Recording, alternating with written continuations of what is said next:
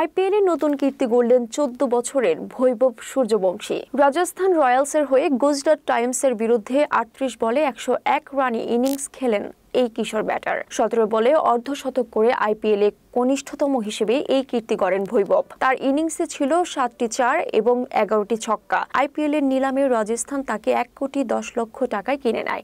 Rajasthan coach Rahul Dravid বলেন, বৈভবকে পূর্ণ cricketer হিসেবে গড়ে তোলা হবে, আর বৈভব তার খেলার মাধ্যমে সেটি প্রমাণ করে দিয়েছে। বিহারের সমস্তিপুরের তাজপুরের ছেলে বৈভবের ক্রিকেটার শুরু ৪ বছর বয়সে। তার বাবা সঞ্জীব তাকে পটনার এক একাডেমিতে ভর্তি করান। কোচ সৌরভ কুমার প্রথম বৈভবের ব্যাটিং দেখে অবাক হন। বৈভবের প্রশিক্ষণ যাত্রা ছিল কঠিন। প্রতিদিন ১০০ কিলোমিটার দূরত্ব পাড়ি দিয়ে অনুশীলন করতে আসতেন তিনি। এমন কঠোর পরিশ্রমী তাকে আইপিএলে জায়গা দিতে সাহায্য করেছে।